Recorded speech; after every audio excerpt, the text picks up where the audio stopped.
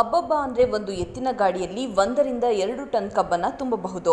ಆದರೆ ಸಕ್ಕರೆ ನಾಡಿನ ಯುವಕರು ಒಂದು ಎತ್ತಿನ ಗಾಡಿಯಲ್ಲಿ ಬರೋಬ್ಬರಿ 15 ಟನ್ ಕಬ್ಬು ತುಂಬಿ ಸಾಧನೆ ಮಾಡಿದ್ದಾರೆ. ಹೌದು, ಮಂಡ್ಯ ತಾಲೂಕಿನ ಎಚ್ ಮಲ್ಲಿಗೆರೆ ಗ್ರಾಮದ ವಿನಾಯಕ ಗೆಳೆಯರ ಬಳಗ ಈ ಸಾಧನೆ ಮಾಡಿದೆ.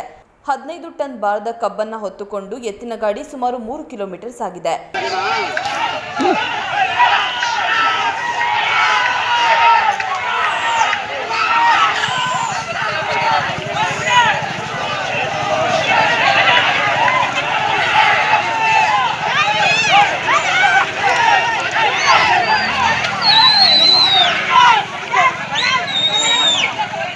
ಭಾರೀ ಕಬ್ಬು ತುಂಬಿದ ಕಬ್ಬಿನ ಗಾಡಿ ನೋಡಲು ನೂರಾರು ರೈತರು ಮುಗಿಬಿದ್ದಿದ್ದರು.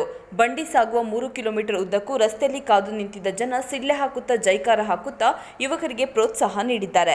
ಯುವಕರ ಸಾಧನೆ ಕಂಡು ಅಲ್ಲಿನ ರೈತ ಸಮುದಾಯವೇ ಮೂಗಿನ ಮೇಲೆ ಬೆರಳಿಟ್ಟಿದೆ.